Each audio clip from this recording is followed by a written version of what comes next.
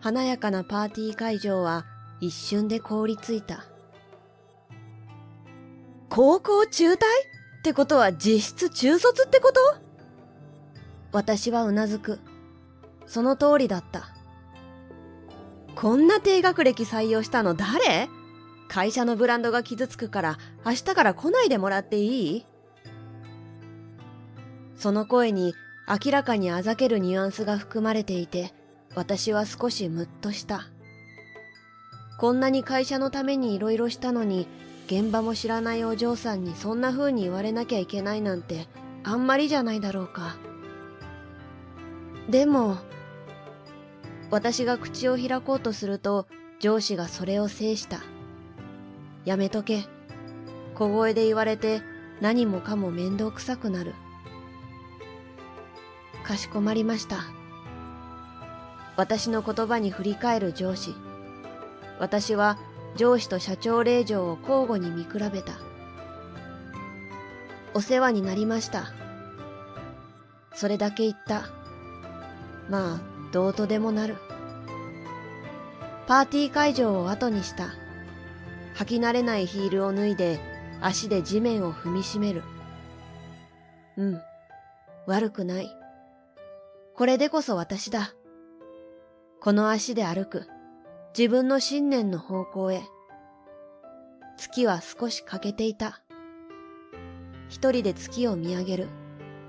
不思議と心は穏やかだった。私には親の記憶がない。物心ついた時には施設にいた。当時から周囲の大人が私のことを発達障害と言っていた。少し言葉がわかるようになってその意味を理解した。私は驚くくらい協調性がなかったのだ。周囲で何が起きても気にもならない。と思うくらいだ。義務教育が始まってからはそれはもっと顕著だった。とにかくグループに入れない。そんな私はよくいじめにあっていた。いじめられるお前も悪い。もっとみんなと打ち解ける努力をしなさい。と教師に言われたりもした。学校に面白いことなんて一つもなかった。それでも中学生の時に授業の一環で触ったパソコンが私の人生に初めて差した光だった。こんな面白いものがある。私はもっとこれをやってみたいと思った。そう言うと中学校の担任が高専というものの存在を教えてくれた。私は奨学金の制度を利用して学生寮のある高専に入った。けれどやっぱりうまくいかなかった。とにかく始めると止まれない私は寝坊や遅刻ばかりですぐにカリキュラムについていけなくなったのだ。昔からあった傾向だったけれど、この時に自覚した。発達障害。そうか。本当に私は欠陥品なのだ。がっかりしたし、悲しかった。けれど、諦めがついた。本当はどこかで少し普通の人になれる日を夢見ていたのだと思う。施設育ちだけど、親はいないけど、いろいろうまくできないけど、普通の幸せを、と。私は高専の先生に学校を辞める相談をした。すると先生が意外なことを言った。もう働いちゃえばと。先生が言うには私のプログラミングは社会に出ても通用するレベルのものだったらしい。けれど働くのは勇気がいった。働くとなればきちんと出社したり、スタッフ間でコミュニケーションを取ったりしなきゃいけない。私のような欠陥品にそんなことはできそうになかった。正直に言うと先生は制度を利用しなよと障害者雇用対策のことを教えてくれた。できるでしょと言って。私は制度を利用して中卒で働き始めた。なるほど。確かに最初から障害者だと思ってもらっていると、私のようなものでも案外許される。まだ16、7の私が学校を辞めるのを引き止めもせず、就職を進めて、しかも制度を利用する裏技まで教えてくれた。当時は適当な先生だと思っていたけれど、案外いい先生だったのかもしれない。そうして働き始めた会社で早8年。静かに仕事をしていたのに、ある日面倒が降って湧いた。それが社長令嬢の誕生日パーティーだったのだ。少し取材も入るから、私のような障害者にも待遇がいいことをアピールしようと、人事と総務が下心で私を出席させた。そしてそのパーティーで私は会社を辞めることになったのだ。気に入ってたのに。会社の隅っこでシステムのメンテナンスをする仕事。怒った勢いで会社を辞めてしまったから引き継ぎもできなかった。しかも次の仕事をしようにも就活もままならない。困り果てて結局高専の先生をまた頼った。何してんのと苦笑されたけれど、先生はまた別の会社を勧めてくれた。君ならできるでしょと言って。そして私は転職したのだった。あんた何者なの？綺麗なお嬢さんが私の職場に来たのは転職して数ヶ月したあたりのことだった。私はそもそもこの人が誰かわからなくて固まっていた。あんたがいなくなってパパの会社は大変なのよ。そう言われて、ああ、この人、あの時私に文句を言った社長令嬢の人だと思った。そんな私の返答など待たずに彼女は散々わめく。どうやらあの後、会社はシステムトラブルをわんさか起こして、受注システムも止まったり、クレーム対応に追われたり、散々だったらしい。そりゃ、日々発生するちっちゃいバグなんかはいつも私が直してたから、誰かがそれをやってないならそうなるよなとは思う。けど、システム科の人たちもいたし、その人たちは私と違って健常だったし、私なんていなくても問題ないと思っていた。でも、結局私のやっていた作業をできる人は社内には一人もおらず、会社は損害を出した上に多額の外注費を支払うことになったそうだ。しかも障害者雇用の補助金も出なくなっていて、本当に大きな損失だったと今になって気づいたらしい。パパが誤ってもう一度うちで働いてもらうように頭を下げろって、あんた本当に何者なの？天才ですよ。二人で声のした方に振り向く。私の転職した先の社長がそこにいた。残念なことをしましたね。にこやかにそう言う。お引き取りください。彼女を手放す気はないです。柔らかな物腰だったけれど、有無を言わさないしたたかさが言葉にあった。ふざけないで！お嬢さんは憤って、うちの社長を平手で打とうとした。その手を白羽取りのように取って社長が言う。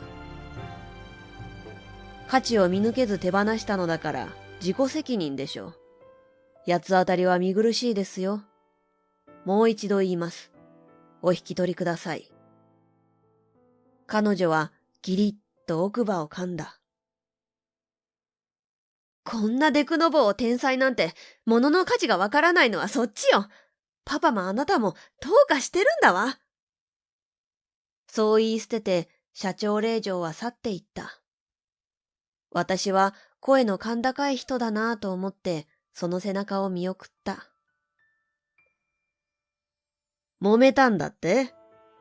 と、ニヤニヤ笑いながら会社に来たのは、高専の先生だった。この人は面白そうだと思うと意味もなく絡んでくる。みたいです、とだけ返して仕事に戻った。私が話す気がないと知ると、先生は社長室へ向かった。本当にありがとう。いやいや、コミュニケーションはオランウータンの方がまだ取れるでしょ。大丈夫ですか？うまくやれてます？それ以上だよ。こんなにすごいなんて思わなかった。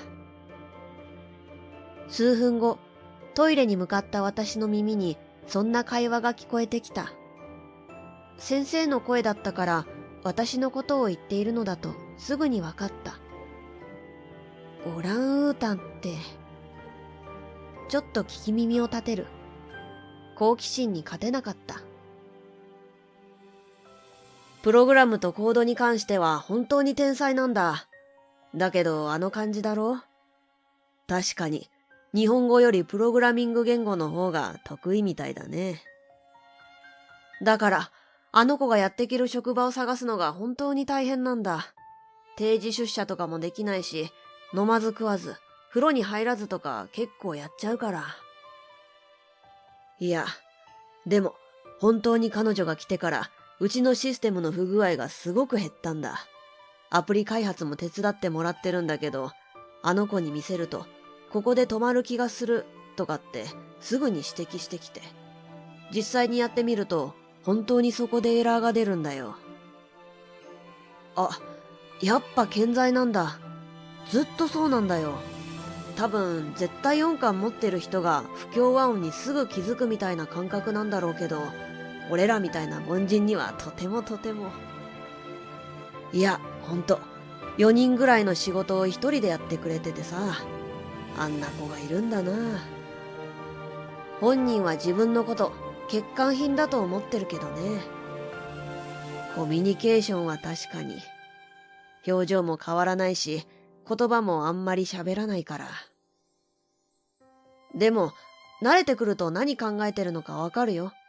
そのうち、もっとうまくコミュニケーション取れるようになるよ。精進するよ。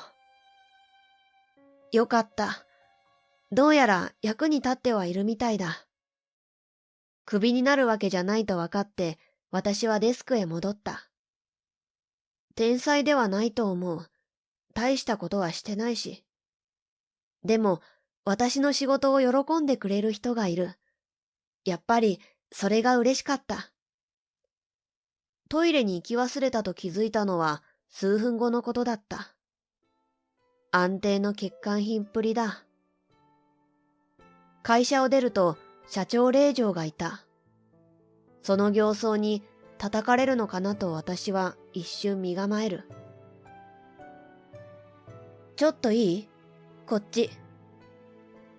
彼女は私の手を引いて近くの公園に連れて行った。彼女が何をしに来たのかわからなくて、私は結局止まってしまった。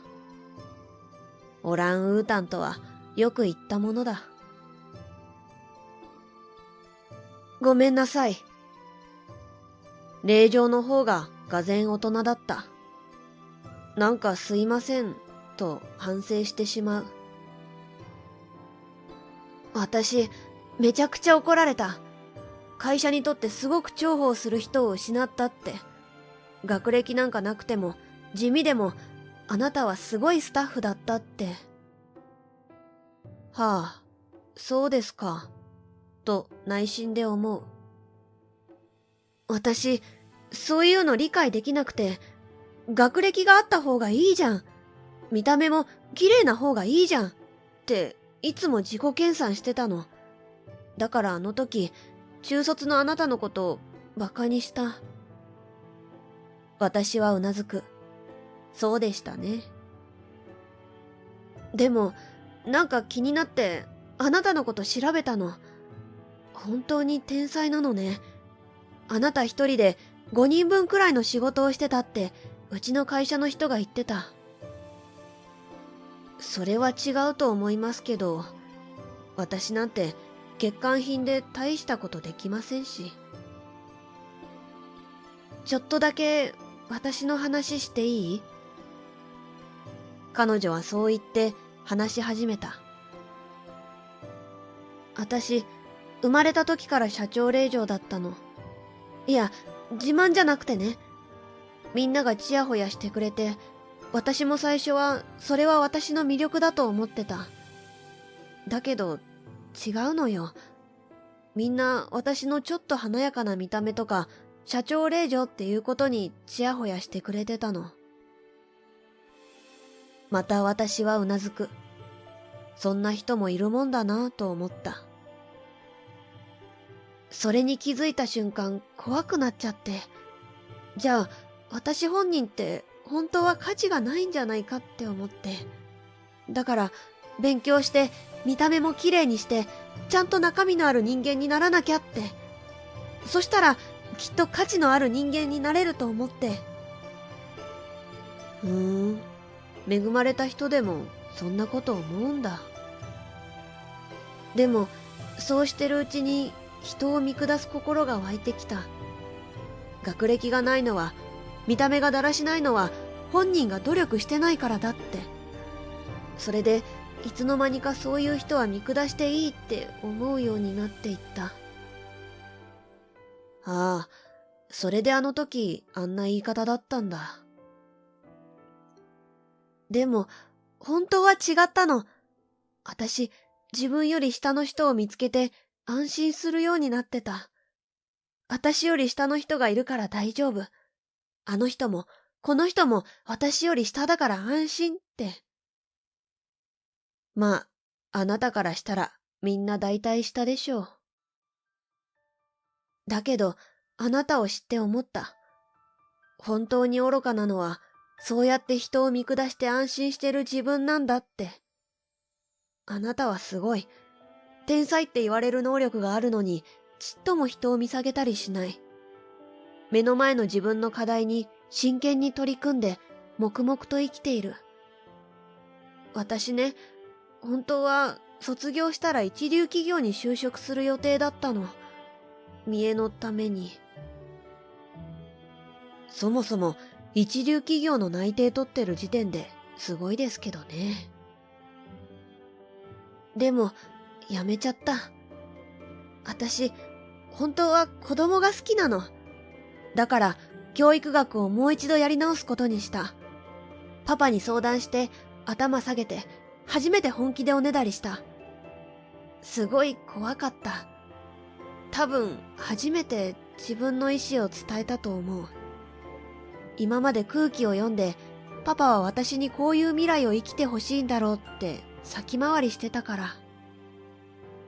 空気読むとか、できる時点ですごいんですけどね、私には。捨てられちゃうかと思ったけど、やってみろって言ってくれた。嬉しかった。だから、今日はお礼を言いに来たの。マジっすか。叩かれたりする気満々だったから、びっくり仰天ですよ。私、あなたみたいになる。私は残念だけど、天才ではないと思うの。だけど、揺るがない自信を持っている人。自分はこれでいいって、誰かと比べたりしないでも生きれる人。そうなるって決心したの。あなたに会ったから。ありがとう。社長令嬢はそう言って笑った。綺麗な人だ。その笑顔を見てそう思った。ってなことがありました。先生に報告すると、マジで何やってんのと笑われた。嬉しかったのね。どうやらそうらしい。人からお礼を面と向かって言われたのはかなり稀有な体験だった。あれから彼女とはたまに会っている。ほとんど彼女が喋るけど、喋らない私でもいいと誘ってくれる数少ない人だ。先生と彼女くらいじゃないだろうか。よかったね。そう言って先生が笑ってくれた。ありがとうございます。私が感謝を言葉にすると、先生が驚いた顔で私を見た。何？気持ち悪い。チェ、珍しく勇気を出したのに。でも、本当に感謝している。先生がいたから、私は今、ここにこうしている。できるでしょと、初めて言ってくれた人。どんなにあの言葉が嬉しかったか。天才なんかじゃない。器用でもない。欠陥品だ。でも、できることをして人の役に立てる。生まれてきてよかった。空を見上げると真っ青な青空がいつものようにそこにあった。